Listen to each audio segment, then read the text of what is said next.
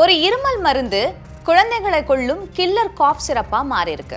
கலப்படம் செய்யப்பட்ட இந்த இருமல் மருந்தால மத்திய பிரதேச மாநிலத்துல குழந்தைகள் சிறுநீரக தொற்றால பாதிக்கப்பட்டு உயிரிழந்திருக்கிறாங்க. இதுவரை இறந்த குழந்தைகளோட எண்ணிக்கை 22. இந்த இருமல் மருந்துல இருந்து டைஎத்திலீன் கிளைகால் அப்படிங்கிற 2 வேதியியல் நச்சு பொருட்கள் தான் இந்த சின்னஞ்சிறு குழந்தைகளோட மரணத்துக்கு காரணமா இருந்திருக்கு. இது பத்தி இந்திய அரசு கிட்ட உலக சுகாதார அமைப்பும் அதிகாரப்பூர்வமா உறுதி கூறும்படி கேட்டிருக்கு. இந்திய அரசு மத்திய மருந்து கட்டுப்பாட்டு அமைப்பு அனைத்து மாநிலங்கள் மற்றும் யூனியன் பகுதிகளுக்கு சுற்றறிக்கை அனுப்பியிருக்கு. இது யாருடைய தவறு? மருந்து தயாரிக்கும் நிறுவனமா, அத சரியா சோதனை செய்யாத அதிகாரிகளா, இல்ல மருந்து தயாரிக்கக்கூடிய நிறுவனங்களுக்கு கண்மூடித்தனமா அனுமதி கொடுக்கும் அரசு துறையா? இந்த மாதிரி சம்பவங்கள் இனிமேலும் நடக்கக்கூடாது.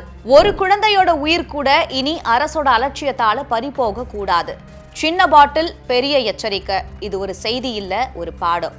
ஒரு உயிரை காப்பாத்தணும், பறிக்க கூடாது.